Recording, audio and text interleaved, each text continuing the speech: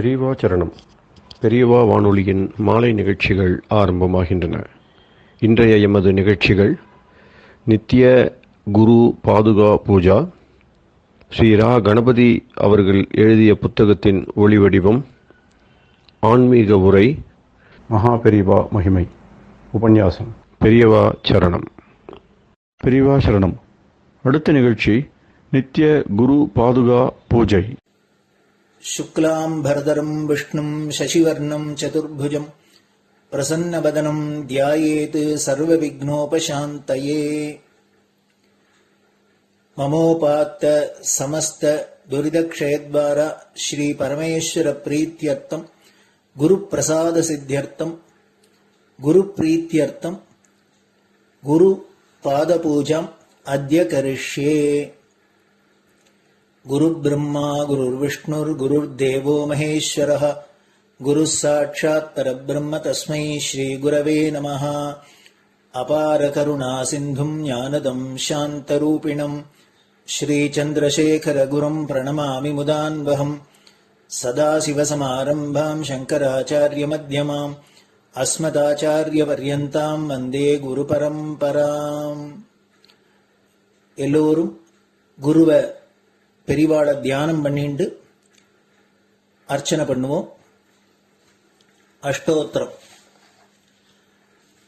பெரியவா அஷ்டோத்திரம் பல அஷ்டோத்திரங்கள் இருக்கு. அதுல எளிமையா சுலபமா எது இருக்கோ அதை நான் இப்ப சொல்றேன். எல்லோரும் இதை கேட்டுண்டே திருப்பி சொல்ல முடிஞ்சுவா சொல்லி சொல்லி பெரிவாளுக்கு பாதத்துல ஒவ்வொரு புஷ்பத்தை அர்ச்சனை பண்ணலாம். ओम श्री कांची कामकोटि पीठाधीश्वराय नमः. श्रीमत् चंद्रशेखरेन्द्र सरस्वती गुरुभ्यो नमः. संन्यासाश्रम शिखराय नमः. काषाय दंडधारिणे नमः. सर्वपीठापहारिणे नमः. स्वामिनाथ गुरवे नमः. करुणासागराय नमः. जगदाकर्षण शक्तिमते नमः. सर्वचराचर हृदयस्थाय नमः. ओम भक्त परिपालक श्रेष्ठाय नमः. धर्म परिपालकाय नमः. श्री जयेन्द्र सरस्वत्याचार्याय नमः. श्री विजयेन्द्र सरस्वती पूजिताय नमः. शिवशक्ति स्वरूपाय नमः. भक्ताभीष्ट प्रदायकाय नमः. ब्रह्मण्य पोषकाय नमः. ब्रह्म विष्णु शिवैक्य स्वरूपाय नमः. कांची क्षेत्रवासाय नमः. कैलाश शिखरवासाय नमः. स्वधर्म परिपोषकाय नमः. चातुर्वर्ण संरक्षकाय नमः. लोकरक्षण संकल्पाय नमः. ओम ब्रह्मनिष्ठापराय नमः. सर्वपापहराय नमः. धर्मरक्षक संतुष्टाय नमः. भक्तार्पितधन स्वीकर्त्रे नमः. सर्वोपनिषत् सारज्ञाय नमः. सर्वशास्त्रगम्याय नमः. सर्वलोक पितामहाय नमः. भक्ताभीष्ट प्रदायकाय नमः. ब्रह्मण्य पोषकाय नमः. नानाविध पुष्पार्चितपताय नमः. रुद्राक्ष क्रीडधारिणे नमः. भस्मोद्दोलित विग्रहाय नमः. सर्वज्ञाय नमः. सर्वचराचर व्यापकाय नमः. अनेक शिष्य परिपालकाय नमः. मनश्चाञ्चल्य निवर्तकाय नमः. अभयहस्ताय नमः. भयापहाय नमः. यज्ञपुरुषाय नमः. यज्ञानुष्ठान रुचिप्रदाय नमः. यज्ञसम्पन्नाय नमः. यज्ञसहायकाय नमः. यज्ञफलदाय नमः. यज्ञप्रियाय नमः. उपमानरहिताय नमः. स्फटिक तुलसी रुद्राक्ष हारधारिणे नमः. चातुर्वर्ण समदृष्टये नमः. ऋग्यजुस्साम अथर्वणादि चतुर्वेद संरक्षकाय नमः.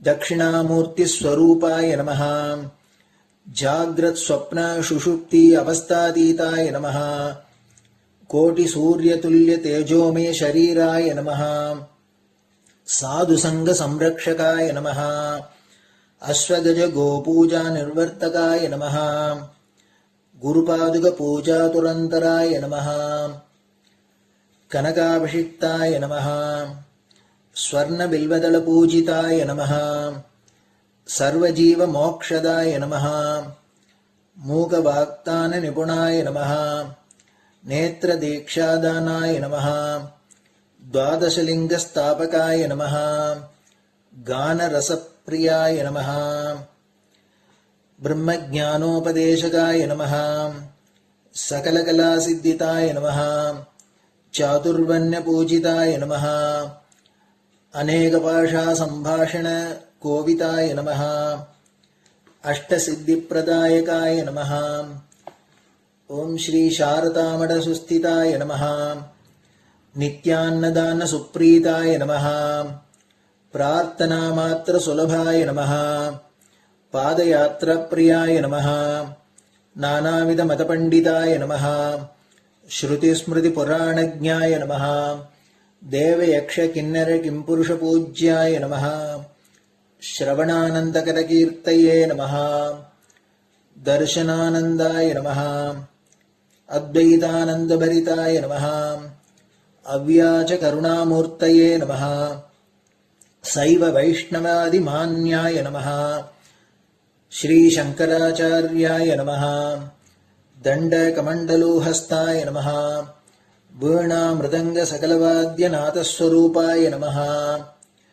रामकथारसिकाय नमः वेदवेदाङ्ग आगमादिसकलकलासतस्प्रवर्तकाय नमः हृदयगुहाशयाय नमः शतरुद्रीयवर्णितस्वरूपाय नमः केदारेश्वरनाथाय नमः अविद्यानाशकाय नमः निष्कामकर्मोपदेशकाय नमः लघुभक्तिमार्गोपदेशकाय नमः लिङ्गस्वरूपाय नमः सालग्रामसूक्ष्मस्वरूपाय नमः कालड्यां शङ्करकीर्तिस्तम्भनिर्माणकर्त्रे नमः जितेन्द्रियाय नमः शरणागतवत्सलाय नमः श्रीशैलशिखरवासाय नमः डमरुकनादविनोदाय नमः वृषभारूढाय नमः दुर्मदनाशकाय नमः आभिचारिकदोषहर्त्रे नमः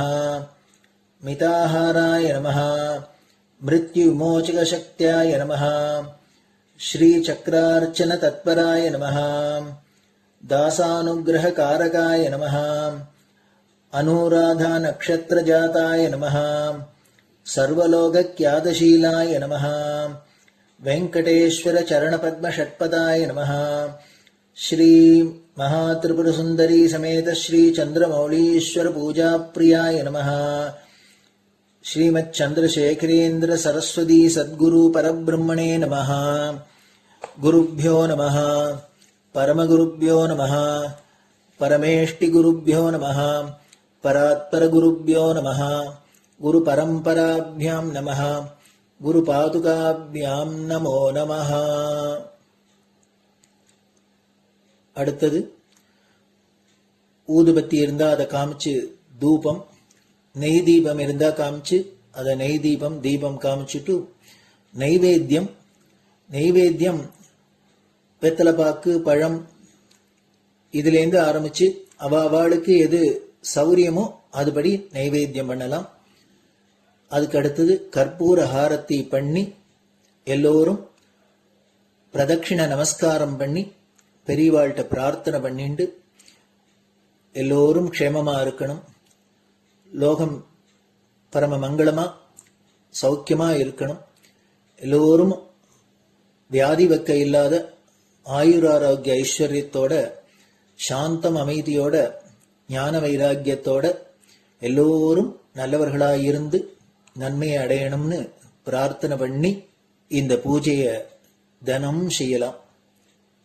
குரு பிரம்மா குருர் விஷ்ணுர் குருர் தேவோ மகேஸ்வரः குரு சாட்சாத் பரபிரம்ம தஸ்மை ஸ்ரீ குரவே நமஹ. அபார கருணா சிந்தும் ஞானதம் சாந்தரூபிணம் ஸ்ரீ சந்திரசேகர குரும் பிரணமாமி முதான்வகம். சதாசிவசமாரம்பாம் சங்கராச்சாரிய மத்யமாம் அஸ்மதாச்சாரிய பர்யந்தாம் வந்தே குரு பரம்பராம். குரு பாத பூஜை நிறைவடைஞ்சது. பெரியவா சரணம். பெரியவா சரணம்.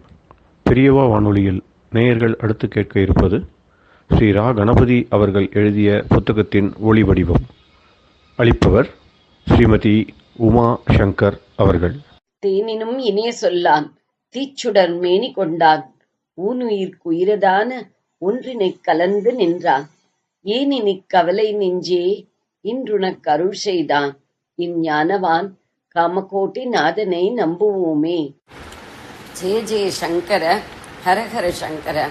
மகாபெரியவாளின் உபன்யாசங்களை ரா கணபதி அண்ணா தெய்வத்தின் குரல் என்ற பெயரில் 7 பாகங்களாக தொகுத்து அளித்ததின் 7ஆம் பாகத்தின் அடுத்த பகுதி ஸ்ரீ சுப்பிரமணியாய நமஸ்தே.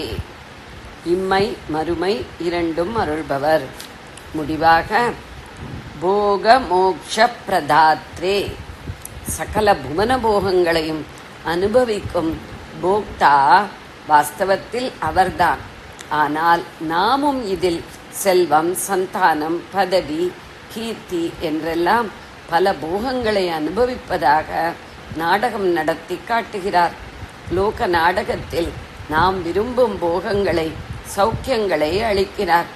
தாதா என் அளிப்பவர் பிரதாதா, சிறப்பாக அளிப்பவர். அதுவே 4ஆம் வேற்றுமையில் பிரதாத்ரே. நாடகம் நடக்கிற மட்டும் நன்றாக நடக்கணும் தான்.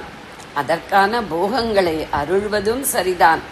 ஆனால் எப்போதும் நாம் நாடக பாத்திரமாக வேஷத்திலேயே இருப்பதென்றால் நம்மைப் போல அசடு இல்லை என்றுதான் அர்த்தம்.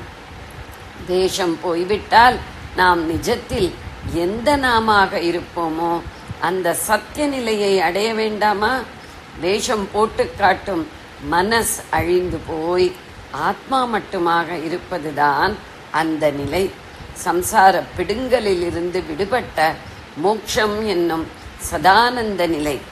அந்த நிலையையும் அவரே குருகுகனாக, தத்துவோபதேச கர்த்தாவாக, அஜ்ஞான துவாந்த சவிதாவாக அள்ளிக் கொடுக்கிறார்.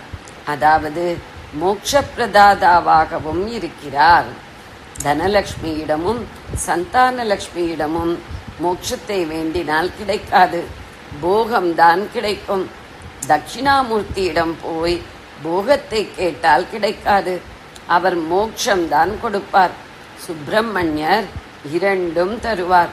போக மோட்ச பிரதாதா, இம்மை மறுமை என்ற இரண்டும் தருபவர் அவர். இதற்கு மேலே சொல்ல எதுவும் இல்லை. கிருதியும் அப்படியே பூர்த்தியாகிறது. முடிவுரை. இசைக்கலைஞர்களுக்கு அறிவுரை. அற்புத விளக்கமளித்த சுவாமிகள் அறியக்கூடியவர்களிடம் கூறினார். நல்ல குரு சிஷ்ய பரம்பரையில் வந்திருக்கிற உன்னோட சங்கீதத்தை நீ நல்லபடியா காப்பாத்திண்டு வரதுல ரொம்ப சந்தோஷம்.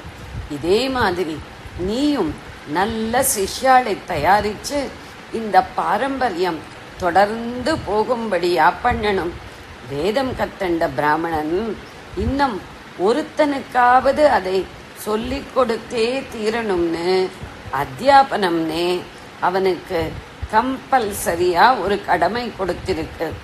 அது எல்லா கலைக்கும் சாஸ்திரத்துக்கும் பொருந்தும். தான் கற்ற வித்தை தன்னோட போகாம இன்னும் பல பேர்கிட்ட போகும்படியா பண்ணணும். சங்கீத வித்வான்கள் முக்கியமா ஒன்று பண்ணணும்.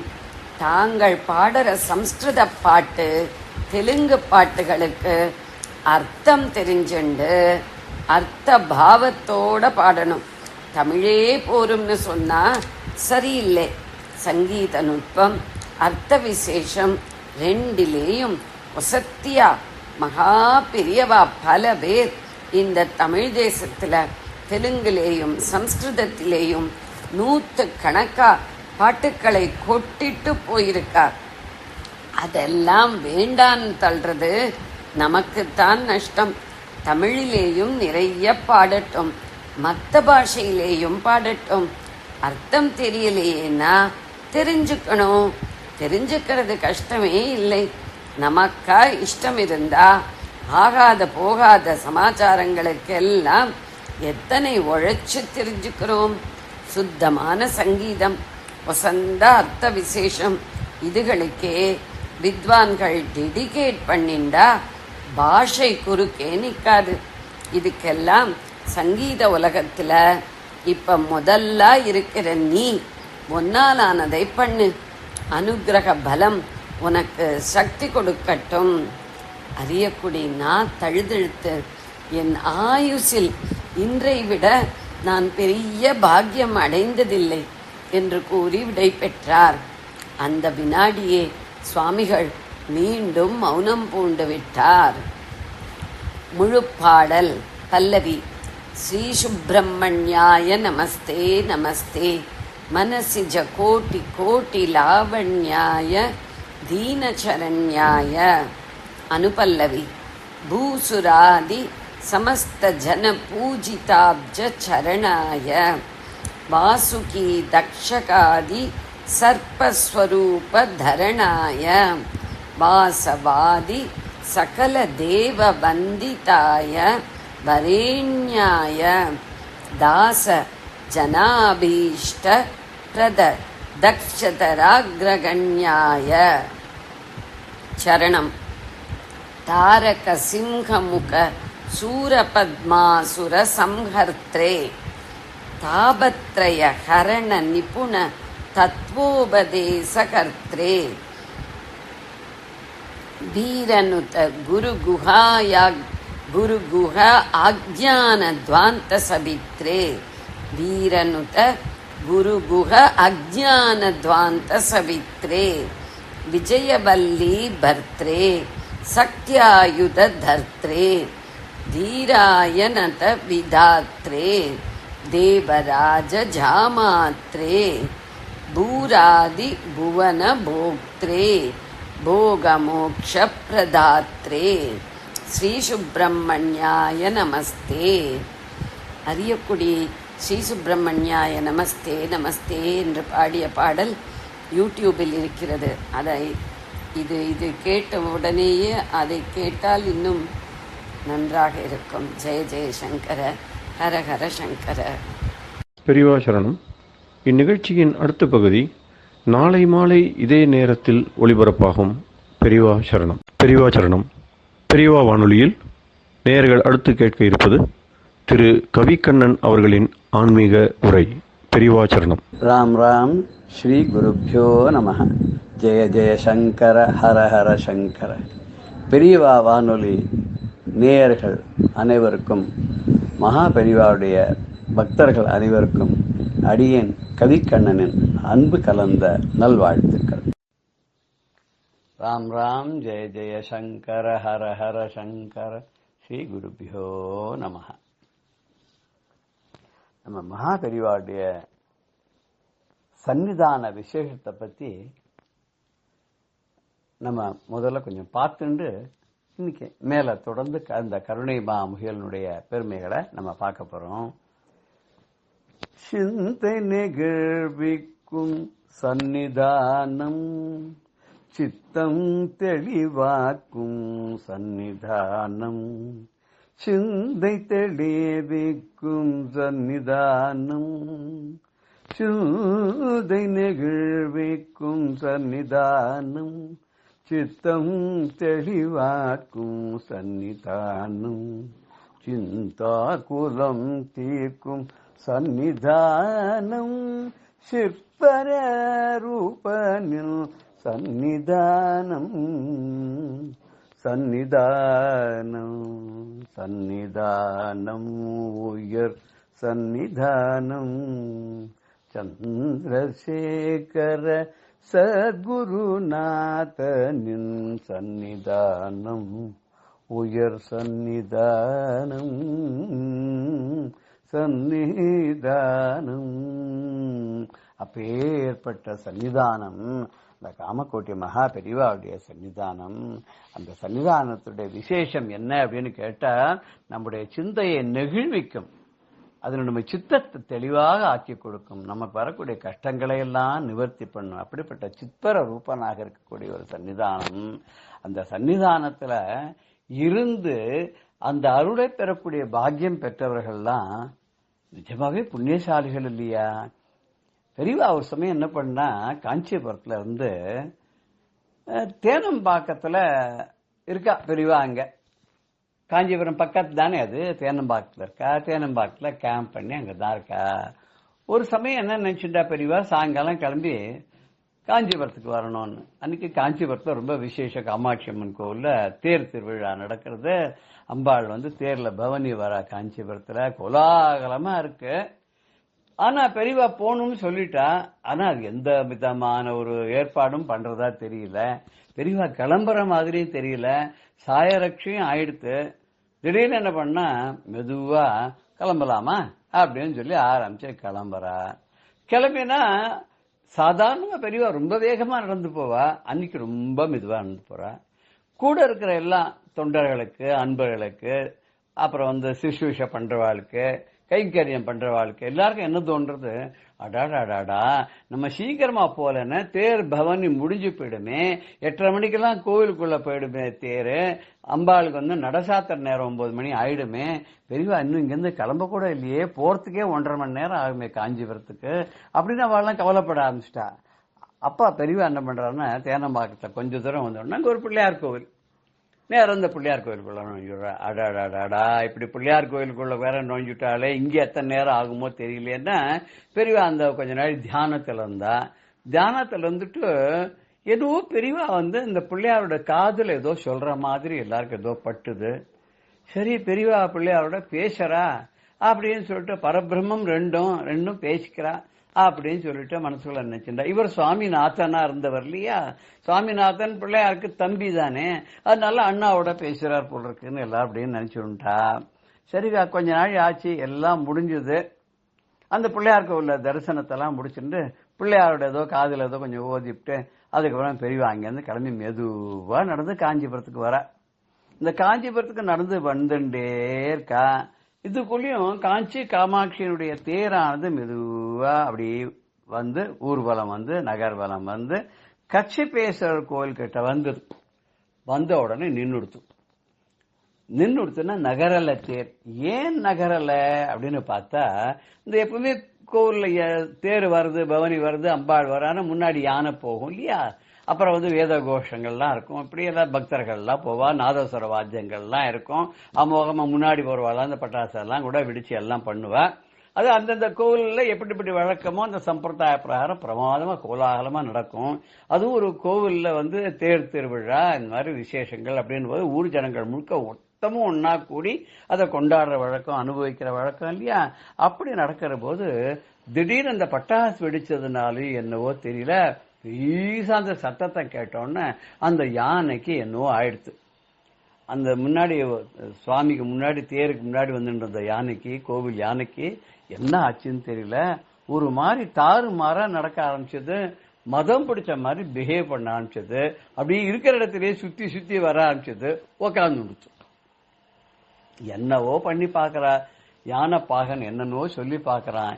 இருக்கிற வாழை அந்த யானை நகர்ந்தாதான், வழி விட்டாதான் தேரை நகர்த்த முடியும். பக்தர்களுக்கு என்ன பண்றதுன்னு தெரியல, மணி ஆனா ஆயிண்டே இருக்கு. குறிப்பிட்ட நேரத்துக்குள்ள தேர் கோவிலை அடைஞ்சு ஆகணும். அம்பாளுக்கு தீபாரதனெல்லாம் காமிச்சு ராத்திரி பூஜை எல்லாம் பண்ணி அம்பாளை பள்ளி பண்ணணும். இத்தனை இருக்கு. இங்கே இந்த யானை இப்படி தகராறு பண்றத பார்த்தா எல்லாருக்கும் அப்படியே என்ன பண்றதுன்னு தெரியல. இதுக்கு நடுவில் பெரியவா அங்கேருந்து மெதுவா வந்துட்டே இருக்கா. பெரியவாளுக்கு இதை பத்தி யாரும் ஒன்னும் சொல்லல. கிட்டத்தட்ட இந்த கச்சிபேஸ்வரர் கோவில் கிட்ட அருகாமையில வந்த உடனே தான் பெரியவாளுக்கு சொல்றா, இந்த மாதிரி பெரியவா தரிசனத்துக்கு போயிட்டு நாங்க கூட நினைச்சுட்டோம், ரொம்ப லேட் ஆயிடுச்சு, சுவாமி தரிசனம் கிடைக்குமோ கிடைக்காதோன்னு. ஆனா தேர் நகராத கச்சிபேஸ்வரர் கோவில் கிட்ட நின்னுடுத்தான். அந்த யானை ஏதோ தகராறு பண்ணி அங்க படுத்து கொடுத்தான். படுத்துட்டு எந்திரிக்கவே மாட்டேங்கிறதான், மதம் பிடிச்ச மாதிரி பிஹேவ் பண்றதான். அந்த யானை நகர்ந்தாதானே தேர் நகரும். அவெல்லாம் ரொம்ப கவலைப்பட்டு இருக்கா. பெரியவா வந்து ஏதாவது வழி பண்ணணும் அப்படின்னு சொன்ன உடனே பெரியவா என்ன பண்ணாலாம், சரி வா அப்படின்னு சொல்லி நேர வந்தா. அம்பாளுடைய தேர் கிட்டக்க வந்தா.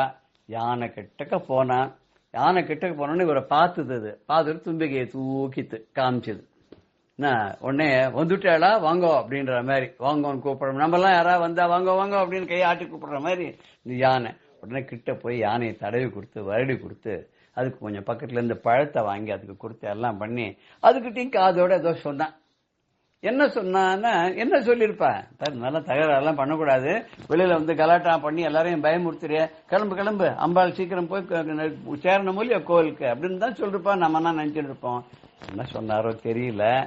சில பேர் என்ன சொல்றா தெரியுமோ, அங்கேருந்து கிளம்பும் போது தேர் கிளம்பி இருக்கும், போய் கோவில சேர்ந்து விட்டோம்னா நான் போறதுக்குள்ளேயும் தரிசனம் பண்ண முடியாது. பிள்ளையாரப்பா, இந்த இதுல தேனம்பாக்கத்துல பிள்ளையார்கிட்ட காதோடு சொன்னார் இல்லையா, பிள்ளையாரப்பா நான் வந்து தரிசனம் பண்ற வரைக்கும் நீ கொஞ்சம் ஏதாவது ஒரு வழி பண்ணி அம்பாளை நிறுத்தி வைங்கன்னு சொன்ன மாதிரி இருந்துதான்.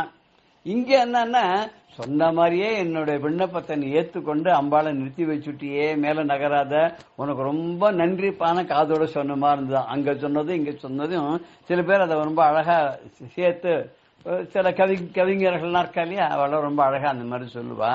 அத பெரியவா அப்படி சொன்ன உடனே ஆசுவாசப்படுத்தணும். அந்த யானை ரொம்ப குஷி ஆயிடுத்தான். ஏன்னு உடனே மெதுவா நடக்க ஆரம்பிச்சது. பெரியவாளும் தரிசனம் பண்ணா, அம்பாளுக்கு தீபார்த்தெல்லாம் காமிச்சா. அத்தனையும் முடிச்சு ஒரு தடையெல்லாம் விளக்கக்கூடிய அந்த கஜமுகனே இங்க ஒரு தடையை ஏற்படுத்தி தேர் நகராத பண்ணி பெரியவா வர வரைக்கும் காத்திருக்க வச்சு, பெரியவாளுக்கு அம்பாளுடைய தரிசனத்தை பண்ணி வச்சு, அங்க காதுல கேட்டுண்டு இங்க வந்து நடத்தி கொடுத்து திருப்பி பெரியவாகிட்ட இருந்து ஆசீர்வாதத்தை அனுகிரகத்தை வாண்டி இந்த யானை கிளம்பித்து. அந்த யானை முகத்தை அவன் அருள் பண்ண இந்த யானை முகமானது இங்க அதை நடத்தி கொடுக்க பெரியவாளன் தரிசனம் பண்ணி பெரியவாளால எல்லாருக்கும் தரிசனம் கிடைச்சது. சாதாரண 8 மணிக்குள்ள கோயிலுக்குள்ள போயிட வேண்டிய தேரு அன்னைக்கு வந்து 9 மணி வரைக்கும் வெளியில இருந்ததுனால கொஞ்சம் முன்ன பண்ண வந்தவாளு கூட இங்க அழகான தரிசனம் கிடைச்சது. எல்லாரும் அம்பாளை தரிசனம் பண்ணா. இந்த நிகழ்வு வந்து எதிர்ச்சியா நடந்ததுன்னு சொல்ல முடியாது. இது ஒரு பகவானுடைய லீலை, அம்பாளுடைய ஒரு திருவிளையாடல், இது மகா பெரிவாளுடைய பெருமை. இது எல்லாத்தையும் காட்டுற மாதிரி நமக்கு அமைஞ்சிருக்கு இல்லையா. பேர்பட்ட ஒரு இந்த நிகழ்வு வந்து நம்மளால மறக்க முடியுமோ? நம்ம இதை நினைச்சு சந்தோஷப்படுறோம் இல்லையா. இது மாதிரி பல நினைவுகள்லாம் நடந்திருக்கு. நிறைய நிகழ்வுகள்லாம் நமக்கு வந்து நினைச்சு பார்த்தா ஆச்சரியமா இருக்கக்கூடிய பல நிகழ்வுகள்லாம் இருக்கு. பெரியவாள் நமக்கு நிகழ்த்தி காமிச்சிருக்கா. அப்படிப்பட்ட பல நிகழ்வுகள் எல்லாம் நம்ம தொடர்ந்து நம்ம பார்க்கறதுக்கு இருக்கோம். நமக்கு அதுக்கு பெரியவாளுடைய அருளும் பெரியவாளுடைய ஆசியும் பெரியவாளுடைய அனுகிரகம் நமக்கு என்றென்றும் இருக்கும் வரை நமக்கு எந்த குறையும் இல்லை, எந்த கவலையும் இல்லை, எந்த தடைகளையும் இல்லை. வருகின்ற தடை, இருக்கின்ற தடை, வந்த தடை, எல்லா தடைகளையுமே நம்ம பெரியவாளுடைய அருள் பார்வைப்பட்டதுன்னா தானாக விலகி போயிடும் அப்படின்னு சொல்லி இன்றைய நிகழ்வை நம்ம முடிவுக்கு கொண்டு வரோம். ஜெய ஜெய சங்கர, ஹர ஹர சங்கர, ஸ்ரீ குருபியோ நமஹ. ராம் ராம். பெரியவா சரணம். இந்நிகழ்ச்சியின் அடுத்த பகுதி நாளை மாலை இதே நேரத்தில் ஒளிபரப்பாகும். பெரியவா சரணம். பெரியவா சரணம். அடுத்த நிகழ்ச்சி மகா பெரியவா மகிமை உபன்யாசம். வழங்குபவர் பிரம்மஸ்ரீ கணேச சர்மா அவர்கள். மன்னார்குடி கேம்பை முடிச்சுட்டு பெரியவா பல ஊர் வழியால சித்தமல்லி, ஆலங்காடு, பட்டுக்கோட்டை, அறந்தாங்கி வழியா ஆவுடையார் கோவிலுக்கு வந்தா. ஆவுடையார் கோவில் திருப்பெருந்துறை அப்படின்னு இந்த க்ஷேத்திரத்துக்கு பேர் சொல்லப்படுறது. இந்த திருப்பெருந்துறையில தான் சமயக்குறவர்கள ஒருவரான மாணிக்க வாசகருக்கு பரமேஸ்வரன் குருவா வந்து குருந்த மரத்தடியில ஞானோபதேசம் பண்ணினர். மந்திரியாயிருந்த மாணிக்க வாசகர் நாயன்மாரா மாறினது பரமேஸ்வரனோட கிருபையினால ஆட்கொண்டது, தடுத்து ஆட்கொண்ட இடம். அந்த இடத்துல மாணிக்க வாசகர் பெரிய கோவிலை கட்டிருக்க, ஆத்மநாத சுவாமி அப்படின்னு. அந்த ஆவுடையார் கோவில்ல பெரியவா வந்து தரிசனம் பண்ணிண்டா. இந்த ஆவுடையார் கோவில் இன்னொரு சிறப்பு என்னன்னா, சிற்ப கலைக்கு ரொம்ப சிறப்பு. ஆவுடையார் கோவில்ல இருக்கிற சிற்பங்கள் மாதிரி வேற எங்கேயும் பார்க்க முடியாது, அவ்வளவு அபூர்வமானதெல்லாம் இருக்கும் அங்க. அந்த ஆவுடையார் கோயில் கொடுங்கை அப்படின்னு ரொம்ப பிரசித்தமா சொல்லுவா. அதாவது சிலதெல்லாம் டூப்ளிகேட் பண்ண முடியாது, இன்னொரு தினம் இன்னொருத்தரால பண்ண முடியாது. அதுல ஒண்ணு தஞ்சாவூர் பிரகதீஸ்வரர் கோவில் மாதிரி இனிமே இன்னொருத்தர் இன்னொன்னு கட்ட முடியாது. திருவலஞ்சுழியில பலகணி அப்படின்னு சொல்லுவா அந்த ஜன்னல், அந்த பலகணி மாதிரி இன்னொரு இடத்துல இன்னொருத்தர் பண்ண முடியாது. அது மாதிரி இந்த ஆவுடையார் கோவில் கொடுங்க மாதிரி இன்னொருத்தர் இன்னொன்னு பண்ண முடியாது. அப்படி ஒரு திருப்பி இன்னொருத்தர் பண்ண முடியாத அளவுக்கு அபூர்வமானதெல்லாம் உள்ளது இந்த ஆவுடையார் கோவில்ல. காரணம் என்னென்ன, வேற ஒண்ணும் இல்லை, மாணிக்க வாசகர்னா கட்டியிருக்கார், என்ன ஒரு பக்தி ஸ்ரத்தையோட கட்டியிருப்பார், என்ன ஒரு ஆத்மார்த்தமா கட்டியிருப்பார். அதனாலதான் எந்த ஒரு காரியம் பண்ணினாலும் நாம எவ்வளவுக்கு அவ்வளவு முழு ஈடுபாட்டோட ஸ்ரத்தையோட பண்றோமோ அதுக்கு ஏத்தாப்புல அது பின்னால பிரகாசிக்கும். அதுக்கு ஒரு எடுத்துக்காட்டு தான் மாணிக்க வாசகரோட இந்த ஆவுடையார் கோவில் ஆலயத்தோட பெருமை. அந்த ஆவுடையார் கோவில்ல பெரியவா அந்த வருஷ வியாச பூஜையை அங்கேயே பண்ணினா. அந்த வியாச பூஜை முடிஞ்சு விஸ்வரூப யாத்திரை அப்படின்னு பண்ணுவா. அந்த விஸ்வரூப யாத்திரையில தான் திருவாடுதுறை ஆதீனம் தன்னோட கட்டளை தம்பிரானை விட்டு பெரியவாளுக்கு பிக்ஷாவந்தனம் பாத பூஜை எல்லாம் பண்ணி மரியாதையெல்லாம் பண்ணினா, மடத்து மரியாதை பண்ணினா. இந்த திருவாடுதுறை ஆதீன மரியாதைகள்லாம் பண்ண பெரியவா அங்கேருந்து கிளம்பி ஆவுடையார் கோவிலேருந்து கிளம்பி பல ஸ்தலங்களை விஜயம் பண்ணிட்டு உப்பூருக்கு வந்தா. முதல்ல சொன்னேன் ராமரால பிரதிஷ்டை பண்ணப்பட்ட மகாகணபதி அப்படின்னு. அந்த உப்பூர்ல வந்து மகாகணபதியை தரிசனம் பண்ணிட்டு நவபாஷம்னு சொல்லக்கூடிய தேவி பட்டணத்துல வந்து தரிசனம் பண்ணிட்டு நேர ராமேஸ்வரம் வந்தா. ராமேஸ்வரம் அப்படிங்கிறது உயர்ந்த க்ஷேத்திரம். ராமநாத சுவாமி பர்வதவர்தினி ராமரே பிரதிஷ்டை பண்ணினது, ராமர் கையால பிடிச்சு பூஜை பண்ணின சுவாமி. துவாதச ஜோதிர்லிங்க க்ஷேத்திரத்துல ஒண்ணு. இந்த ராமேஸ்வரத்துக்கு வரத்தே பாம்பன் அப்படின்னு சொல்லக்கூடிய அத அந்த சமுத்திரத்துல பிரிட்ஜு போட்டிருக்கு, பாலம் கட்டியிருக்கு. இப்பதான் ரோடு பாலம்லாம் இருக்கு. அந்த காலத்துல வெறும் ரயில் போறதுக்கு மட்டும்தான் வெள்ளக்காரால கட்டப்பட்ட பாலம், சமுத்திரத்துல அந்த பாலம். இந்த பாம்பன் பாலத்துல பெரியவா நடந்து யாத்திரை பண்ணியிருந்ததுனால, வாகனங்கள்ல ஏறாததுனால இந்த பாம்பன் பாலத்துல என்ன பண்ணா சந்திரமௌலீஸ்வரி வச்சுண்டு பிரிட்டிஷ் அரசாங்கத்திட்ட உத்தரவு அவ சகாயம் பண்ண, அவளோட சகாயத்தின் பேர்ல பெரியவா சந்திரமௌலீஸ்வர பூஜை பட்டியும் வச்சுட்டு இன்னும் சில குறிப்பிட்ட சிப்பந்திகள்லாம் வர பெரியவா நடந்தே இந்த பாம்பன் பிரிட்ஜை கடந்து ராமேஸ்வரத்துக்கு வந்தா. மற்ற சாமான்கள் பெரிய பரிவாரங்கள்லாம் போட்டு மூலியமா ராமேஸ்வரத்துக்கு கொண்டு வரப்பட்டது. இந்த எல்லா சாமானும் சமுத்திரத்துல போட்டு மூலியமா வரத்துக்கு மண்டபம் மரக்காயர் அப்படிங்கிற ஒரு இஸ்லாமியர், அவர் ரொம்ப பெரியவாள்கிட்ட பரமபக்தர், அவர் தான் சகாயம் பண்ண பெரியவா ராமேஸ்வரத்தை வந்து அடைஞ்சா. ராமேஸ்வரம் நமது நாட்டுக்கு தெற்கு எல்லை, அதாவது சார்தாம் அப்படின்னு சொல்லக்கூடிய 4 கார்னர் பாரத தேசத்துக்கு. அதுல சார்தாம்ல இது முக்கியமானது ராமேஸ்வரமும்.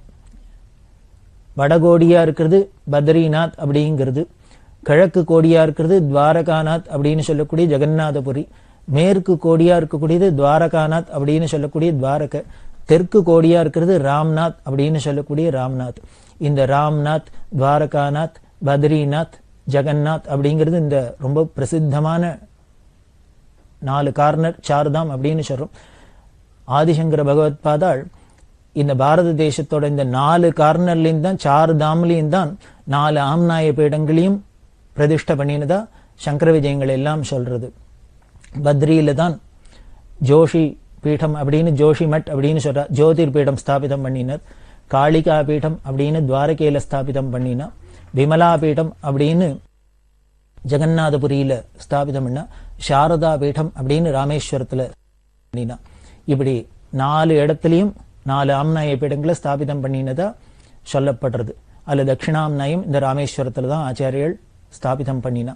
அதனால இந்த தட்சிணாம்நாய பீடத்துக்கு அதிதேவதையா காமாட்சியே சொல்லி இருக்கு. அப்படி பிரசித்தமானது. இந்த காமகோடி பீடத்துக்கும் ராமேஸ்வரத்துக்கும் ரொம்ப நெருங்கிய தொடர்புடையது.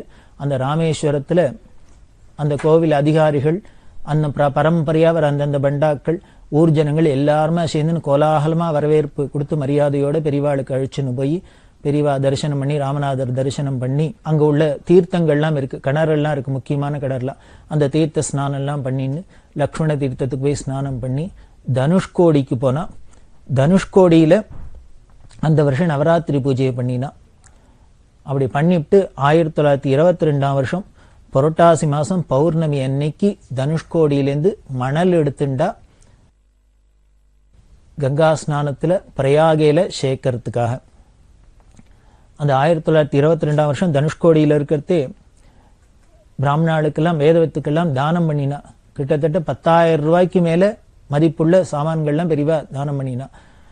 இது பெருசா அப்படின்னு தோணலாம். 1922 வருஷத்துல 10,000 ரூபாய்க்கு மேல மதிப்புள்ள தான சாமான் அப்படின்னா எவ்வளவு கிராண்டா இருந்திருக்கும், எவ்வளவு விமரிசையா இருந்திருக்கும் அப்படின்னு பார்த்துக்கலாம். தனுஷ்கோடியில இருக்கிறதே தான் தேச விடுதலை இயக்கம் நடந்திருந்தது இல்லையா, அதுல காந்தி மகான் என்ன பண்ணினார், கதர் ஆடை இயக்கம்னு ஒன்று ஆரம்பிச்சார். அதாவது அப்பெல்லாம் மேல்நாட்டிலேருந்து தான் வஸ்திரம் எல்லாம் வரும், மில் துணி எல்லாம் வரும். அவ வியாபாரத்துக்காக இது இங்க கொண்டு வந்து வித்துண்டா.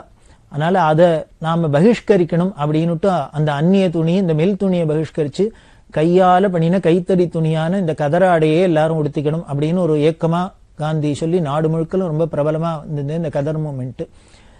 இது பெரியவாளுக்கு ரொம்ப பிரியமா இருந்தது. அதனால பெரியவாளும் என்ன பண்ணா, இந்த கதர் மூமெண்ட்ல நம்மளும் இதுக்கு ஒத்துழைக்கணும், காந்திக்கு ஆதரவு கொடுக்கணும் அப்படின்ட்டு இந்த தனுஷ்கோடியில இருக்கிறதை தான் மதுரையில சொல்லி 200க்கும் மேற்பட்ட கதர் வேஷ்டியெல்லாம் வாங்கிட்டு சொல்லி உத்தரவு போட்டா. பெரியவா எல்லாரும் நாளைக்கு தனுஷ்கோடியில சமுத்திரத்துல போய் ஸ்நானம் பண்ணி நாம கட்டின்னு இருக்கிற எல்லாரும் இந்த மில் ஆடையெல்லாம் தூக்கி சமுத்திரத்துல தலையை சுக்கி எரிஞ்சுட்டு இப்படி வாங்கிட்டு வந்திருக்கிற கதர் ஆடையை எல்லாரும் உடுத்திக்கணும், இதை சங்கல்பமா எடுத்துன்னு எல்லாரும் இத கதர் ஆடையை சுவீகரிச்சுக்கணும் அப்படின்னு பண்ணினா.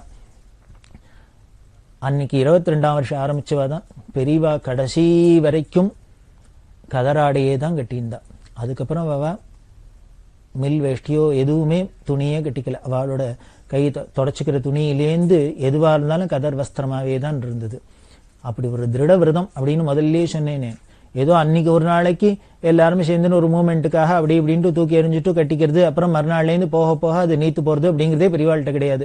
ஒன்னு சங்கல்பம் பண்ணி ஆரம்பிச்சுட்டா அது கடைசி வரைக்கும் அதுதான் பெரியவாள்கிட்ட ஒரு விசேஷம்.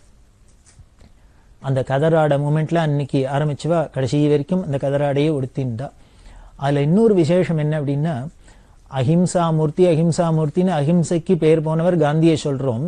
அந்த காந்தி கூட இந்த அந்நிய துணி பகிஷ்கரிப்புல என்ன பண்ணினார் அப்படின்னார், இந்த கதராட மூமெண்ட்ல இந்த அந்நிய துணிகள்லாம் எடுத்து நெருப்புல போட்டுட்டு நாம கதராடையை உடுத்திக்கணும் அப்படின்னா அவ பண்ணியிருந்தா. ஆனா பெரியவா என்ன பண்ணினா, அத்தனையும் தாங்க கட்டின இந்த அந்நிய துணிகள்லாம் சுத்தி சமுத்திரத்துல போட்டா. அதுக்கு பெரியவா பின்னால சொல்றா, காந்தி என்னமோ நெருப்புல போட்டுட்டு துணிய கதராடையை எடுத்துக்கணும்னார். எனக்கு என்னமோ இந்த துணிக்கு அதுக்கு உயிர் இல்லைன்னா கூட, ஒரு ஜடவஸ்துவா இருந்தா கூட அதை தூக்கி கண்ணெதிர்க்க நெருப்புல போட்டு பொசுங்கிறத பாக்குறதுக்கு மனசு தாங்கல. அதனால துணியா இருந்தாலும் அது ஜில்லுன்னு தண்ணியில ஜலசமாதி மாதிரி இருக்கட்டுமே அப்படின்னு தான் சமுத்திரத்துல தூக்கி போட்டேன் அப்படின்னு சொல்றா. என்ன ஒரு ஆச்சரியம் பாருங்க, அஹிம்சா மூர்த்தின்னு சொல்லக்கூடிய காந்திக்கு மேல அஹிம்சையை காமிக்கிறா பெரியவா. ஒரு துணிகிட்ட கூட இவ்வளவு பிரியம் அப்படின்னா நம்மள்ட்ட எல்லாம் எவ்வளவு பிரியத்தை காமிச்சிருப்பா. நம்ம கஷ்டப்பட்டு வாழால பார்க்க முடியுமா? அதுதான் பெரியவாள்கிட்ட. அப்படி கதராட மூமெண்ட்ல பெரியவா சேர்ந்துட்டா. அப்படி ராமேஸ்வரத்துல இருந்திருக்கத்தே தினம் போய் சமுத்திர ஸ்நானம் எல்லாம் பண்ணிட்டு வரா இல்லையா. அப்படி ஒரு நாளைக்கு போய் சமுத்திர ஸ்நானம் பண்றா. பண்ணிட்டு வரத்தே பார்த்தா இந்த யாத்திரை ஸ்தலங்கள்லாம் ஒரே நிறைய பிச்சைக்காராச்சக்காரெல்லாம் ஜாஸ்தி இருப்பா. அதுல பல பேர்லாம் சூழ்ந்துட்டு வரா, தொடர்ந்து பின்னாலேயே வரா. இந்த பெரியவா போறதே பெரியவாளோட பல பேர் தரிசனத்துக்கு போறவா, எல்லாரும் பெரிய மனுஷா எல்லாரும் போயிட்டு இருக்கா இல்லையா, எல்லாரும் கூட போறவா. இந்த பிச்சைக்காரெல்லாம் பார்த்தோம்னா அவளுக்கு முடிஞ்சது ஏதோ கையில இருந்த காசையோ துணியோ உணியோ என்னமோ போட்டுட்டே வந்தா. இப்படி போட்டுன்னு வரதே ஒரு நாளைக்கு என்ன ஆயிடுத்துன்னா, நான் முந்தி நீ முந்தின்னு அதை வாங்கிக்கிறதுக்கு இந்த பிச்சைக்காரெல்லாம் முந்தின்னு வந்தா. அந்த தள்ளு முள்ளுல நடந்துட்டு இருக்கு. அப்போ ஒரு பிச்சைக்காரர் என்ன பண்ண, நேர பெரியவாளை வந்து வழியை மறைச்சு நின்னுட்டார். பெரியவாளோ ஸ்நானம் பண்ணிட்டும் பூஜைக்கு வந்துன்னு இருக்கா. இப்படி இவர் குறுக்க வழியை கை காமிச்சுன்னு மறிச்சுன்னு நிக்கிறார். என்ன பண்றதுன்னு தெரியல. அப்போ பக்கத்துல வந்து ஒரு மிராஸ்தார், ஒரு பெரிய கோட்டீஸ்வரர், அவர் கோபம் வந்துடுத்து. ஒரு பிச்சைக்காரன் வந்து பெரியவாளை குறுக்க வழின்னு மறிக்கிறதாவது அப்படின்னு என்ன பண்ணார், கையில ஒரு வாக்கிங் ஸ்டிக் எடுத்துன்னு அவர் நடந்து வந்திருக்கார். அந்த வாக்கிங் ஸ்டிக்கால ஓங்கி அடிச்சுட்டு இருந்த ஆளை அடிச்சா ரத்தம் கொட்ட ஆரம்பிச்சுடுத்து. இதை பார்த்தா பெரியவாளுக்கு உடனே மனசு தாங்கல. உடனே அவரை கூப்பிட்டு, அந்த பணக்காரரை கூப்பிட்டு, நீங்களும் நல்லா படிச்சிருக்கீள், உங்களுக்கோ ஈஸ்வர கடாட்சம் மகாலட்சுமி கடாட்சம் நிறைய ஐஸ்வர்யம் இருக்கு, இப்படி வித்தையும் இருந்து படிப்பும் இருந்து ஐஸ்வர்யம் இருந்து இத்தனையும் இருந்ததுக்கு உங்கள்கிட்ட என்ன வந்திருக்கணும் இதனாலாம் அப்படின்னார். சாந்தம் வந்திருக்கணும், அமைதி வந்திருக்கணும், கருணை வந்திருக்கணும். எந்த ஜீவராசிகளை பார்த்தாலும் அவள்கிட்ட ஒரு பிரேம வரணும், ஜீவகாருண்யம் வர வேண்டாமா, இதுன்னா முதல்ல வந்திருக்கணும் அப்படின்னு கேட்டுட்டு, முதல்ல நாம பண்ண வேண்டியது கோபத்தை அடக்கணும். மனுஷாளா இருக்கிறா முதல்ல பண்ண வேண்டியது என்னன்னு கோபத்தை அடக்கணும். அவர் ஏதோ பிச்சை கொடுக்குறா எல்லாரும், அப்படி அவர் கிடைக்காத பேட போறதோ அப்படிங்கிறதுனால அவர் வந்து நிற்கிறார். அவருக்கு என்ன பண்றதுன்னு தெரியல, அதனால எய்தாப்புல வந்து நின்று. ஏன் அவர் எய்தாப்புல நின்று நிற்கப்படாதா? அதுக்காக அந்தனை நடந்துக்கோப்பா அப்படி இப்படின்னு ஹிதமா ஏதானு சொல்லி அவர் அந்தனை நடத்தணுமே வழிய, அதுக்காக கோபத்துல இப்படியா அடுத்து அடிப்பா, ரத்தம் வராப்புல அடிப்பாளா?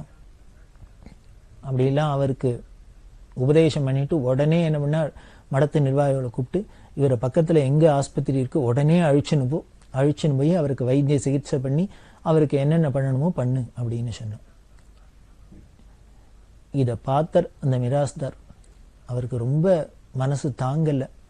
உடனே என்ன பண்ணார், அழுதுண்டே பெரியவாள்கிட்ட விழுந்து நமஸ்காரம் பண்ணி சொன்னார், எனக்கு வயசாயிடுத்து, எல்லாம் இருக்கு, ஆனா இது புரியல, நான் அவசரப்பட்டுட்டேன், தப்பு பண்ணிட்டேன், பெரியவாளால நான் திருந்துட்டேன், இன்னுமே கோபத்தை நான் கண்ட்ரோல் பண்றேன், கோபத்தை அடக்கிறேன், எல்லாத்தையும் அன்பா இருக்க கத்துக்கிறேன் அப்படின்னு அவர் பிரார்த்தனை பண்ணிட்டார். பெரியவா அனுகிரகம் பண்ணும் அப்படின்னு. அந்த பெரியவா அனுகிரகம் பண்ணாத இருப்பாளா? பெரியவா அனுகிரகம் பண்ணிட்டா. அனுகிரகம் பண்ணினாங்கிறதுக்கு என்ன சாட்சி அப்படின்னு, அன்னைக்கு அந்த பிச்சைக்காரனை அடிச்சுதான் அவர் கடைசியா கோபப்பட்டு பண்ணினது. அதுக்கப்புறம் அவர் படிப்படியா தன்னோட வாழ்க்கையில தன்னோட கோபத்தெல்லாம் அடக்கி பரமசாந்தமாயி தெளிஞ்சு ஞானியாயிருந்து பிற்காலத்துல தன்னோட கடைசி காலத்துல சந்நியாசாசிரமம் வாய்ந்து முக்தி அடைஞ்சதா அவரோட கதை சொல்றது. அப்படின்னா என்ன ஒரு ஆச்சரியம் பாருங்க. ஒரு பெரியவாளோட சொன்ன ஒரு வார்த்தை அவருக்கு எந்த அளவுக்கு உபதேசமா இருந்திருக்கு, எவ்வளவு தூரம் பார்த்தோம். முதல்லயே பார்த்தோம், பரமசிவேந்திராங்கிற மகான் சதாசிவ பிரம்மேந்திராள்கிட்ட உன் வாயடைச்சுக்க மாட்டியா அப்படின்னு சொன்னதே அவருக்கு பெரிய உபதேசமா இருந்தது. அதுக்கப்புறம் பரம மௌனியா இருந்து அவர் பிரம்மனிஷ்டரா இருந்தார் அப்படின்னு பாக்குறோம். இது எப்போ எந்த காலத்திலயும் நடந்தது அப்படின்னு சொல்றோம். இதோ இப்பவும் இந்த காலத்திலயும் நடந்திருக்கு. 1922 வருஷமும் நடக்க முடியும் அப்படிங்கிறது காமிக்கிறாப்புல இருக்கு. இதுதான் ஞானிகளோட சங்கம் அப்படிங்கிறது. 1922 வருஷம் அக்டோபர் மாசம் 10ஆம் தேதி ராமநாதபுரத்துக்கு விஜயம் பண்ணினான். இந்த ராமநாதபுரத்துல ராமநாதபுரம் ராஜா முத்துராமலிங்க சேதுபதி அவர்கள் ராஜாங்க மரியாதையோட பெரியவாளை வரவேற்று அரண்மனையில 6 நாளைக்கு வச்சிருந்தார், உபச்சாரம் பண்ணினர். அங்கேயே சந்திரமௌலீஸ்வரர் பூஜை எல்லாம் பண்ண பெரியவா விக்ஷாவந்தனம் பாத பூஜை எல்லாத்தையும் ஏத்துண்டு அந்த ஜனங்களுக்கெல்லாம் அனுகிரகம் பண்ண. அடுத்தது மானாமதுரைக்கு வந்தா. மானாமதுரை வழியால சிவகங்கைக்கு வந்தா. சிவகங்கையில அந்த சிவகங்கை சமஸ்தான அதிபதி அவரோட வரவேற்புல பெரியவா அங்க 5 நாள் தங்கியிருந்தா. அவர் உபச்சாரம் பண்ண தேவர் ரொம்ப பெரியவாள்கிட்ட பிரியமா வச்சிருந்தார். வழக்கமா என்னென்ன ராஜாங்க மரியாதை எல்லாம் உண்டோ இந்த பீடத்துக்கு அவ என்னென்னலாம் பண்ணுவாளோ எல்லாம் பண்ண. அந்த ஊர் பொதுமக்கள்லாம் பிக்ஷ பாத பூஜை எல்லாம் பண்ண. பெரியவா சிவகங்கை விஜயத்தை முடிச்சுட்டு பாண்டி நாட்டு திருஸ்தலங்கள்லாம் தரிசனம் பண்ணணுங்கிறதுக்காக வந்தா. காளையார் கோவில் அப்படின்னு பெரிய க்ஷேத்திரம். அந்த காளையார் கோவில்ல தரிசனம் பண்ணிட்டா. சோமேஸ்வரர் இன்னும் சுந்தரேஸ்வரர் முதலான சுவாமிகள்லாம் தரிசனம் பண்ணிட்டு மாணிக்க வாசகரோட அவதார ஸ்தலம் திருவாதவூர் அப்படின்னு பேரு. அந்த திருவாதவூருக்கு பெரியவா விஜயம் பண்ணினா. இந்த திருவாதவூர்ல இருக்கிறதே சிவகங்கை சமஸ்தானத்தை சேர்ந்தவாழ்லாம் தக்க ஏற்பாடெல்லாம் பண்ண திருவாதவூர்ல தரிசனம் பண்ணிட்டா. அதுக்கப்புறம் நாட்டரசங்கோட்டை, சோழபுரம், மதகுப்பட்டி வழியால திருக்கோஷ்டியூர் அப்படிங்கிற இடத்துக்கு வந்தா. இது ஒரு பெரிய வைஷ்ணவ திவ்ய தேசம். சுவாமி சௌமிய நாராயண பெருமாள் அப்படின்னு இந்த சௌமிய நாராயணரை தரிசனம் பண்ணிட்டு அங்க பிராகாரத்துல ஒரு சிவலிங்கம் இருக்கு, சரபேஸ்வரர் அப்படின்னு பெருமாள் கோவில்ல இருக்கிற பிரசித்தமான சிவலிங்கம் இவர். அந்த பரமேஸ்வரனை தரிசனம் பண்ணிட்டா. அதுக்கப்புறம் திருப்பத்தூருக்கு விஜயம் பண்ணினா.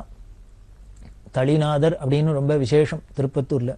அந்த திருப்பத்தூருக்கு தரிசனம் பண்ணிட்டு இளையாத்தங்குடிக்கு திரும்பி வந்தா. அப்படி வார்பட்டு வழியால பிரான்மலைக்கு வந்தா. இந்த பிரான்மலையில சொனையெல்லாம் உண்டு. அந்த சொனையிலெல்லாம் போய் ஸ்நானம் பண்ணி மேலூர் வழியா திருமாலிருஞ்சோலை அப்படின்னு சொல்லக்கூடிய அழகர் கோவிலுக்கு வந்தா.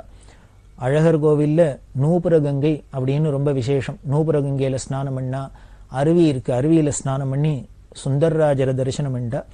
இதுவேதான் முருகனுக்கு பழமுதிர் சோலை அப்படின்னு அறுபடை வீடுல ஒன்னா சொல்லப்படுறது. அதையும் தரிசனம் பண்ணிட்டு மதுரைக்கு வந்தா.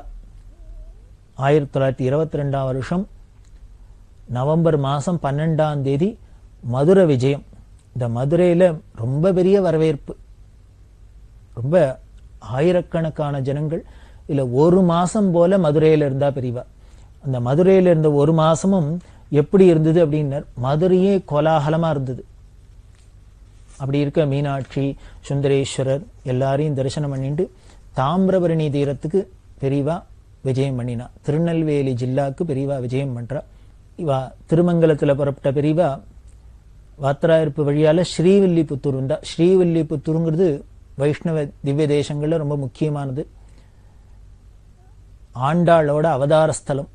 பெரியாழ்வார் அங்கதான் இருந்தார். அந்த ஸ்ரீவில்லிபுத்தூர்ல தான் அதையே ஆயர்பாடியா பாவிச்சு ஆண்டாள் திருப்பாவை பாடினதெல்லாம் எல்லாம் இந்த ஸ்ரீவில்லிபுத்தூர்ல தான். ரங்கமன்னார் அவரை தரிசனம் பண்ணிட்டு பெரியவா ராஜபாளையம் வழியா சேத்தூர், சிவகிரி, சிந்தாமணி, கடையநல்லூர், தென்காசி, கடையம் வழியால பாபநாசம், பாபநாசத்துல அரியநாயகபுரம் வழியா திருநெல்வேலிக்கு வந்தா. திருநெல்வேலி டவுன். திருநெல்வேலியில வண்ணாரப்பேட்டையில இருந்தா. அப்புறம் கைலாசபுரம், சன்னியாசி கிராமம், வீரராகபுரம் முதலான இடங்களுக்கெல்லாம் பெரியவா விஜயம் பண்ணினா. எல்லா இடத்திலும் பெரியவாளுக்கு பிக்ஷ, பாத பூஜை, கோலாகலமான பட்டண பிரவேசம் இதெல்லாம் ரொம்ப விமர்சையா நடந்தது. இந்த வீரராகபுரம் அப்படிங்கிற இடத்துல இருக்கிறதே தான் விவேக சம்பர்தினி சபை அப்படின்னு ஒண்ணும், அதோட வருஷாந்திர கொண்டாட்டம் நடந்திருந்தது. அந்த வருஷாந்திர கொண்டாட்டத்துக்கு பெரியவா தான் தலைமை தாங்கணும் அப்படின்னு அவ சொல்ல, அதுல தலைமை தாங்கி அதுக்கு கட்டட நிதிக்காக 1000 ரூபாய் டொனேஷன் கொடுத்தா பெரியவா. அதை முடிச்சுட்டு 1923 வருஷம் ஜனவரி ஆழ்வார் திருநகிரி வந்தா. ஆழ்வார் திருநகிரியும் ரொம்ப வைஷ்ணவாளுக்கு முக்கியமான க்ஷேத்திரம். ஸ்ரீவைகுண்டம் வந்தா. நாங்குநேரி இங்கெல்லாம் தரிசனம் பண்ணிட்டு 1923 வருஷம் பிப்ரவரி மாசம் 11ஆம் தேதி திருச்செந்தூர் வந்தா. திருச்செந்தூருங்கிறது அறுபடை வீடுல ரொம்ப முக்கியமானது. ஆதிசங்கர பகவத்பாதாள் சுப்பிரமணிய புஜங்கம் அப்படின்னு ஸ்தோத்திரம் பண்ணினது முருகனை இந்த திருச்செந்தூர்ல. அதுல சொல்றா, அங்க திருச்செந்தூர்ல எல்லா கோயிலையும் விபூதி கொடுப்பா. இந்த திருச்செந்தூர்ல முருகனோட பிரசாதம் விபூதி எப்படி கொடுப்பான்னா ஒரு பன்னீர் இலையில வச்சு கொடுப்பா. அந்த பன்னீர் இலையில வச்சு கொடுத்தாக்க ஆதிசங்கரேஸ்வரர் சுப்பிரமணிய புஜங்கத்துல இந்த திருச்செந்தூர் முருகனோட விபூதியை நெத்தியில வாங்கிட்டுன்னு தான் நமக்கு வியாதி எல்லாம் போகணும், நமக்கு நல்லது ஏற்படணுங்கிறது இல்ல. அந்த விபூதியை இலையில பார்த்தாலே போரும், நமக்கு என்னெல்லாம் போயிடுங்கிற பேய், பிசாசு முதலான எல்லா அபஸ்மாரம் முதலான எல்லா வியாதிகளும் போயிடும் அப்படின்னு சொல்றா. அதாவது தரிசனம் மாத்திரம், அந்த பிரசாதத்தை முருகனோட பிரசாதத்தை பார்த்த மாத்திரத்திலேயே நம்மளோட பாபம்லாம் விலகிறது, நம்மளோட ரோகம்லாம் விலகிறது அப்படின்னு பகவத்பாதாள் அந்த திருச்செந்தூர் முருகன் மேல அப்படி ஸ்துதி பண்றா. அதுல 5 நாட்கள் பெரியவா வாசம் பண்ணினா. வாசம் பண்ணி திருச்செந்தூர் முடிச்சுட்டு அம்பாசமுத்திரம், பாபநாசம், தென்காசி வழியால திருக்குத்தாலம் வந்தா. திருக்குத்தாலத்துல சித்திரசபை அப்படின்னு அகஸ்தியர் பிரதிஷ்டை பண்ணின சுவாமியும் இருக்கிறங்க. சித்திரசபை அப்படின்னு ரொம்ப விசேஷம். பஞ்சசபை அப்படின்னு சொல்றோம். பரமேஸ்வரன் நர்த்தனம் ஆடுற, நாட்டியம் ஆடுற சபையில 5 சபை ரொம்ப விசேஷமா சொல்லியிருக்கு. சிதம்பரத்துல பொன்னம்பலம், பொன்னம்பலம் அப்படின்னு பொற்சபை அப்படின்னு எல்லாருக்கும் தெரிஞ்சது. மதுரையில வெள்ளி அம்பலம் அப்படின்னு வெள்ளி சபை, தாமிர சபை அப்படின்னு திருநெல்வேலியில, இங்க சென்னைக்கு பக்கத்துல திருவாலங்காடு அப்படின்னு இருக்கு, அதுல ரத்ன சபை அப்படின்னு. அதே மாதிரி 5வது சபை சித்திர சபை அப்படின்னு இந்த திருக்குத்தாலத்துல. அந்த திருக்குத்தாலத்தில் போய் சித்திர சபையை தரிசனம் பண்ணிட்டு அகஸ்தியர் பூஜை பண்ண சுவாமி எல்லாம் தரிசனம் பண்ணிட்டு சங்கரன் கோவிலில் வழியா கல்லடக்குறிச்சிக்கு வந்தா. அந்த கல்லடக்குறிச்சியில ஒரு வாரம் தங்க ஊர் ஜனங்கள்லாம் ரொம்ப விமர்சையா பெரியவாளுக்கு பிக்ஷ பாத பூஜை எல்லாம் பண்ணி பட்ன பிரவேசம்லாம் பண்ண கோவில்பட்டி, சாத்தூர், அருப்புக்கோட்டை, மதுரை வழியால திண்டுக்கல் வந்தா. திண்டுக்கல்ல 3 நாள் வாசம். அதுக்கப்புறம் சிறுமலைன்னு பக்கத்துல ஒண்ணு இருக்கு. அந்த சிறுமலையில போனாக்க கொஞ்சம் மலை மேலே ஏறி போகணும். அந்த சிறுமலையில போய் எந்த ஒரு பரிவார ஜனங்கள்லாம் இல்லாத ஒருத்தர் 2 பேரோட பெரியவா போய் அங்க மலை மேல ஒரு பர்ணசாலையை அமைச்சுண்டு அங்க ஏகாந்தமா தபஸ் பண்ணியிருந்தா. ரொம்ப அமானுஷ்யமான இடம். அந்த இடத்துல தபஸ் பண்றது பண்ணிட்டு இருக்கிறதே அதுக்கு உண்டான தக்க பந்தோஸ்தெல்லாம் கன்னிவாடி ஜமீன்தார் அப்படிங்கிறவர் செஞ்சு கொடுத்தார். அதுக்கப்புறம் அங்கேருந்து பழனி வந்து தரிசனம் பண்ணா. அறுபடை வீட்டுல முக்கியமானது பழனி. அங்கேருந்து திருமயத்தில் இருக்கிறதே தான் தீனா முத்தையா செட்டியார் அப்படிங்கிற ஒரு பக்தர் பெரியவா பூஜை பண்ணணுங்கிறதுக்காக தங்கத்தால தாம்பாளம் பண்ணி கொடுத்தார். இன்னைக்கும் மடத்துல இருக்கு தங்கத்தாம்பாளம். சந்திரமௌலீஸ்வருக்கு பூஜை பண்றதுக்கு புஷ்பம் வச்சுட்டு அம்பாளுக்கு குங்குமம் வச்சுன்னு பூஜை பண்ணணும் அப்படிங்கிறதுக்காக இந்த முத்தையா செட்டியார் தங்கத்தாம்பாளம் பெரியவாளுக்கு காணிக்க கொடுத்தார். பெரியவா சரணம். இந்நிகழ்ச்சியின் அடுத்த பகுதி நாளை மாலை இதே நேரத்தில் ஒளிபரப்பாகும். பெரியவா சரணம். பெரியவா சரணம். அடுத்த நிகழ்ச்சி திருவாசக இன்னிசை. வழங்குபவர் ஸ்ரீ சத்குருநாத தேசிகர் அவர்கள். பெரியவா சரணம். திருச்சிற்றம்பலம். திருச்சதகம். மெய் உணர்தல். மெய்தான் அரும்பி விதிர் விதித்து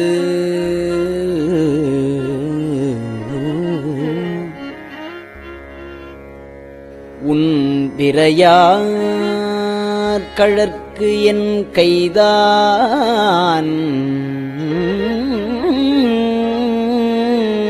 தலை வைத்து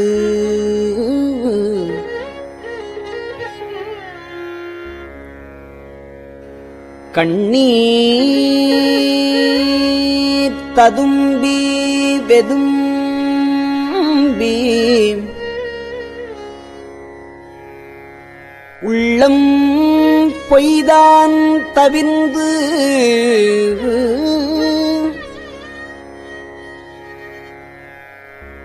உன்னை போற்றி சயசய போற்றி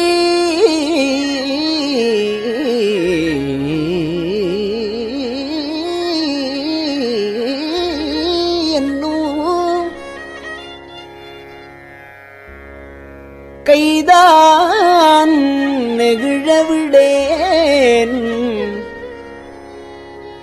உடையாய் என்னை கண்டுகொள்ளே.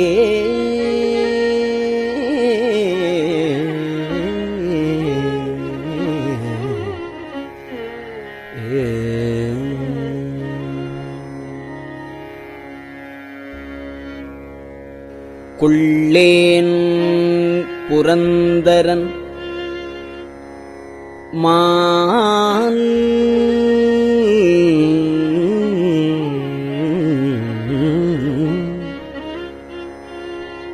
அயன் வாழ்வு குடிகடினும் நல்லேன் நினது அடியானொடு அல்லால்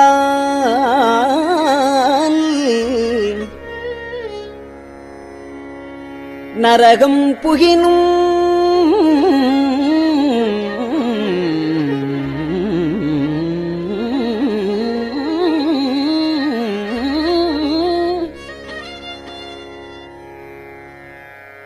எள்ளேன் திருவருளாலே இருக்கப் பெறின் இறைவா உள்ளேன் எள்ளேன் திருவருளாலே இருக்கப் பெறின் இறைவா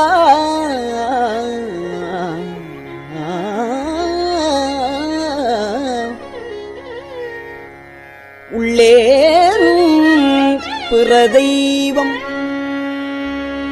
உன்னையல்லாது எங்கள் உத்தமனே.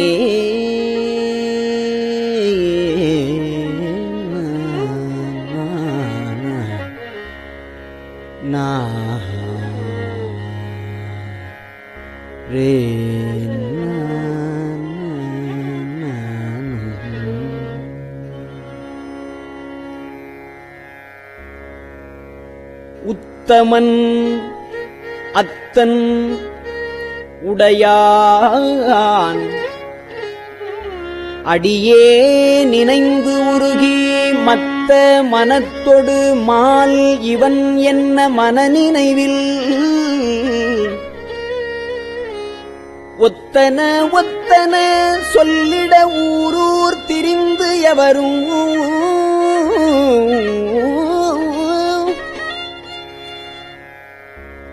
தத்தம்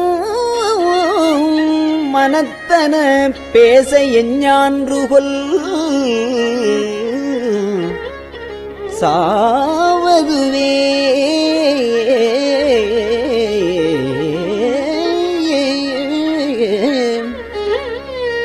சாவ முன்னாள் தக்கன் வேள்வி தகர்த்தின்று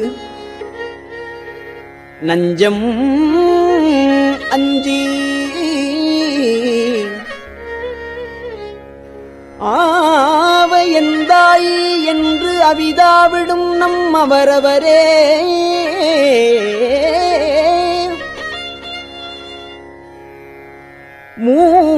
மூவரென்றே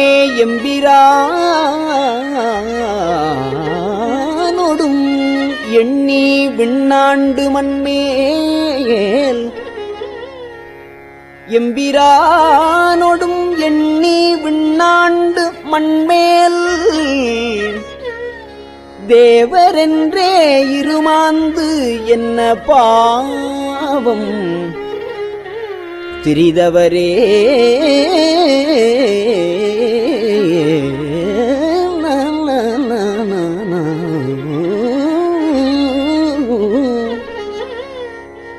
தவமே புரிந்திலன் தன்மலர் இட்டு முட்டாது இறைஞ்சேன் அவமே பிறந்த அருவினையேன் உனக்கு அன்பருள்ளாம் சிவமே பெரும் திரு எய்திற்றிலேன் நின் திருவடிக்காம்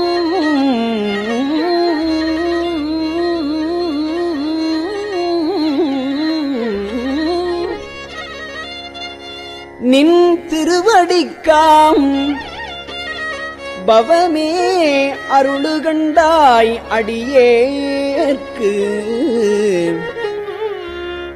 எம் பரம்பரனே.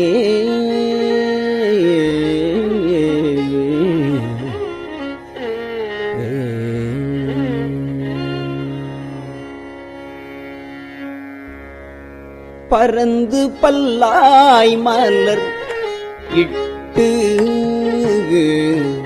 பரந்து பல் ஆய் மலர் இட்டு முட்டாதடியே இறைஞ்சி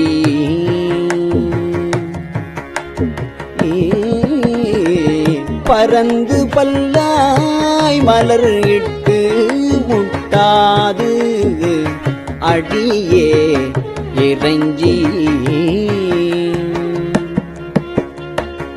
இறந்த எல்லாம் எமக்கே பெறலாம்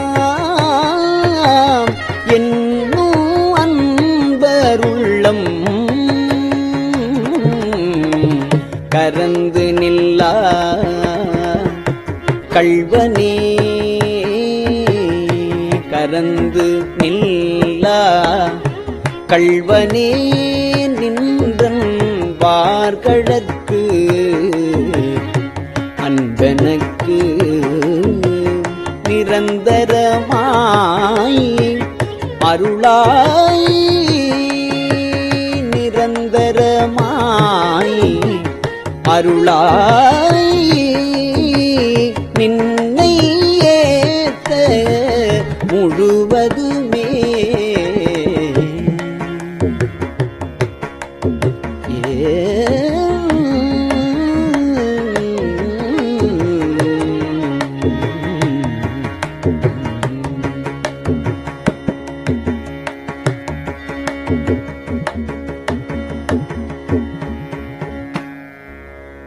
முழுவதும் கண்டவனை படைத்தான் முடிசாய்த்து முன்னாள் செழுமலர் கொண்டு ஏங்கும் முழுவதும் கண்டவனை படைத்தான் முடிசாய்த்து முன்னாள் செழுமலர் கொண்டு எங்கும் தேட அப்பாலன் இப்பால் எம்பிரான்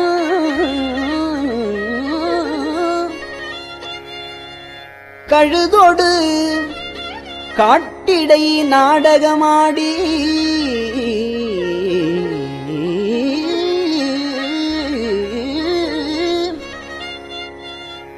கதியிலியாய் உழுவையின் தோலுடுத்து உன்மத்தம் மேல் கொண்டு உழிதருமே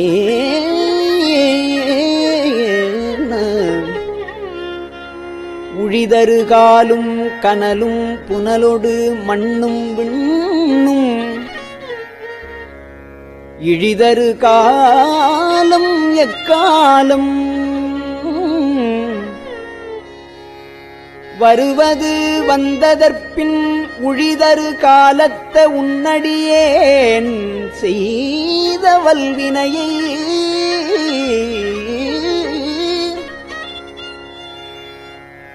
கழிதரு காலமும் மாயவை காத்து எம்மை காப்பவனே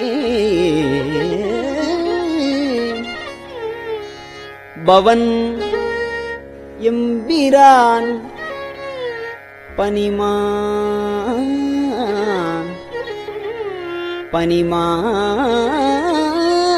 பனிமாமதிக் கண்ணி விண்ணோர் பெருமான்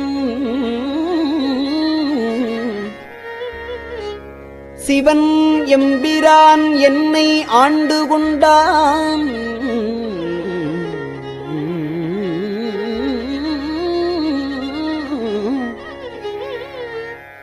என் சிறுமை கண்டும் அவன் எம்பிரான்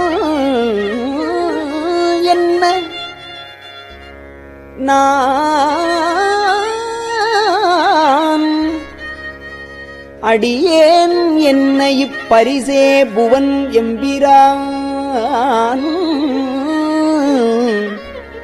தெரியும் பரிசு ஆவது இயம்புகவே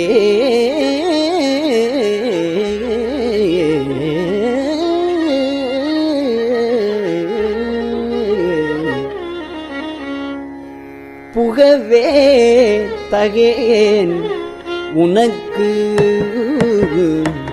புகவே தகேன் உனக்கு அன்பருள் யான் என் பொல்லாமணியே புகவே தகேன் உனக்கு அன்பருள் யான் என் பொல்லாமணியே தகவே என்னை உனக்கு ஆட்கொண்ட தன்மை எப்புண்மையரை மிகவே உயர்த்தி விண்ணோரை பணித்தி அண்ணாமுதே நகவே தகும் எம் பிரான் என்னை நீ செய்த நாடகமே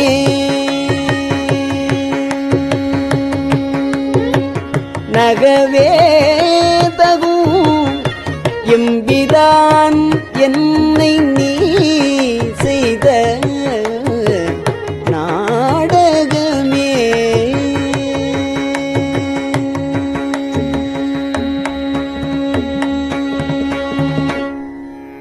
திருச்சிற்றம்பலம்.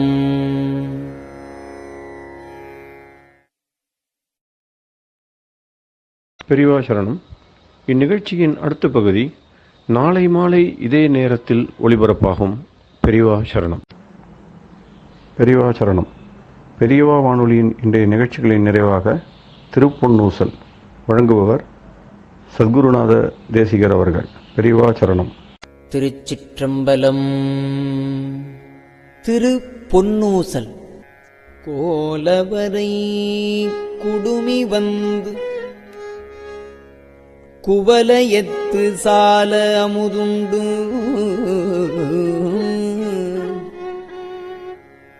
தாழ்கடலின் மீதெழுந்து ஞாலம் மிக பரிமேற்கொண்டு நமையாண்டான் சீலம் திகழும் திருவுத்தரகோசமங்கை மாலுக்கு அரியானை வாயார நாம் பாடி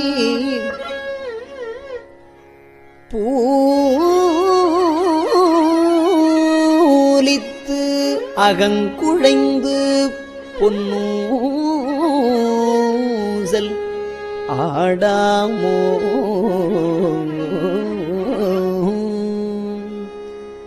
திருச்சிற்றம்பலம்.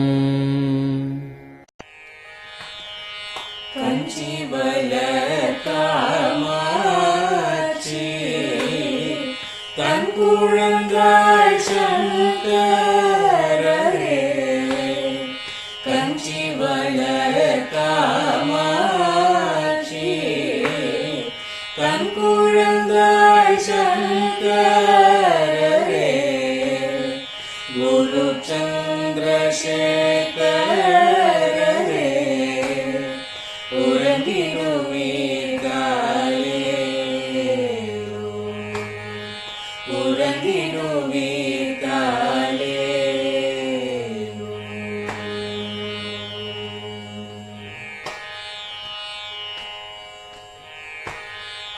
ஆதிகுரு சங்கரராய் அன்றொரு நாள் வந்தவரே அறுபத்து எட்டாகும் ஏகபதி காலே ஏழுலகும் பூப்பவரே காப்பவரே கரப்பவரே எல்லோர்க்கும் அருள்பவரே உறங்கிடுவீர்காலே அயனுடனே மாலவனோ தேடிய பொற்பதத்தவரே அருமறைகள் சாற்றும் முயல் மலர்பதமே காலே முக்தி நிலை எய்திடவே சக்தி தரும் சத்குருவே முக்தி நிலை எய்திடவே சக்தி தரும் சத்குருவே நித்தமெங்கள் நாவீசையில் நித்திரை கொள்தாயே நித்தமெங்கள் நாவீசையில் நித்திரை கொள்தாயே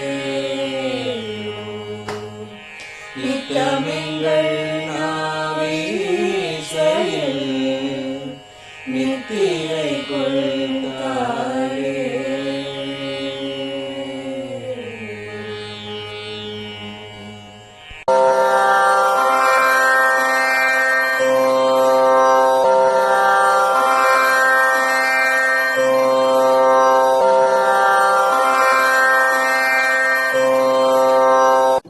பெரியவா சரணம். பெரியவா வானொலியின் மாலை நிகழ்ச்சிகள் இத்துடன் நிறைவடைகின்றன. எமது அடுத்த ஒளிபரப்பு நாளை காலை இந்திய நேரப்படி 6 மணிக்கு துவங்கும். பெரியவா சரணம்.